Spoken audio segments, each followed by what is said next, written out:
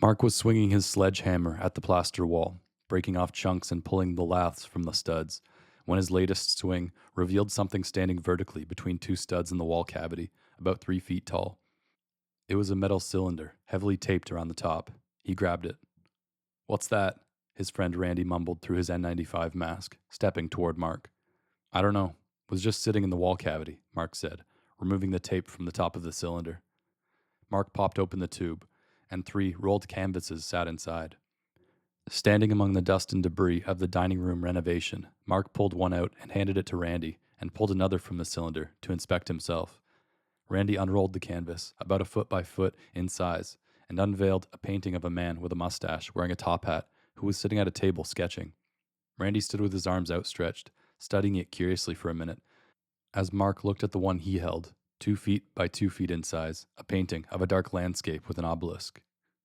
"Old paintings," Mark said, as he exchanged the painting he held with Randy. "Any others in there?" Randy asked, as he looked at the painting of the landscape. Mark pulled out one more, a painting of a woman playing a piano, with a man sitting and another woman standing, who appeared to be singing. They are in a room with white and black floor tiles, with 2 paintings on the back wall of the painting. He then handed it to Randy. "I'm pretty sure I've seen that guy before," Randy said, nodding to the paintings Mark held, as he studied the painting of the piano. "The top hat guy? He's a real person?" "The painting. I remember the top hat and the look in his eyes from somewhere," Randy said, putting out his hand to take the painting he spoke of, pulling out his phone, and using Google Lens to search the painting. "Chez Tortoni, Edward Manet." Reading from his phone, Randy read, "The painting hung in the Isabella Stewart Gardner Museum of Boston, Massachusetts, United States, prior to its theft in 1990, and it has not yet been recovered. A $10 million reward is offered for the return of Chez Tortoni and the other stolen items." Mark stood, confused, as Randy rubbed his finger across the painting. "That seems real," Randy said. "I don't think these are copies." "These were stolen. What the fuck were they doing in my wall?" Mark said. "Those other ones are the concert and landscape with obelisk." "Mark, if these are really them, they're priceless. Vermeer, Flink, and Manet, 3 of the 13 pieces of art that were stolen." Randy handed his phone to Mark for him to read. "Says that concert one is estimated to be worth $250 million, Mark said, then looked away from the phone, stunned, and began staring into space. "Are you thinking what I'm thinking?" Randy said, "because I'm a bit scared of that." $10 million is pennies, Randy, and who knows if the FBI would even give $10 million for 3 of the works. We sell these, we'd be set for life, and more. Randy stood, considering seriously. "I just don't want to see you in trouble, Mark. $10 million. I might as well keep them and hang them in my home for myself. Who's going to suspect me, Mark Stewart, insurance adjuster from Hartford, Connecticut? I'll support you, Mark.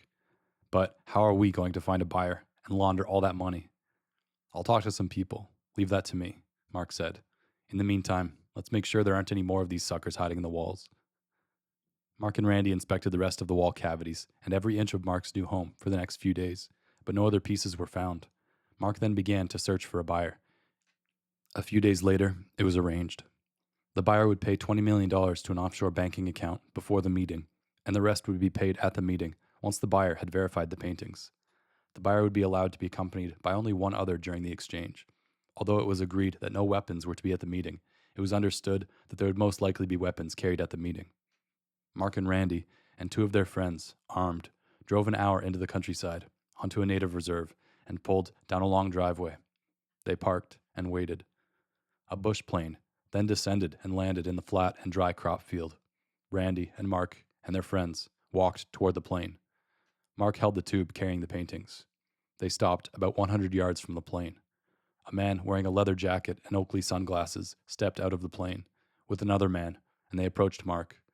Mark's friends attempted to look intimidating, though it was obvious that this was their first rodeo of the sort, and were not as at home in this environment as the other men. Mark opened the tube and handed it to the man.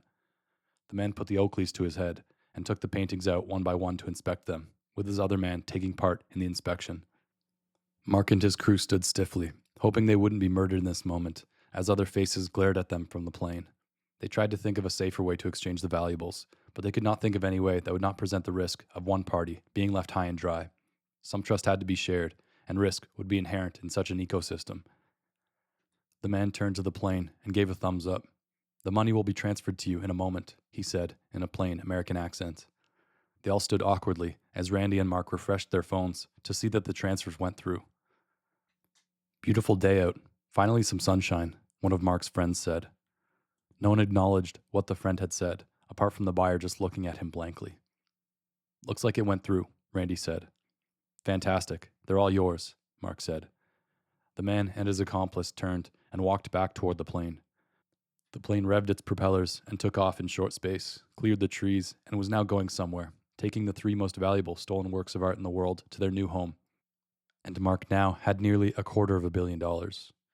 Mark and Randy and their friends were relieved to have not been murdered, though there was still a chance they could be murdered. They were now driving back to Mark's home in silence. Mark broke the silence. I kind of wish I kept one of them. Have it up in my bedroom or something. The men stared out the windows and thought, Chez Tortoni, just for me.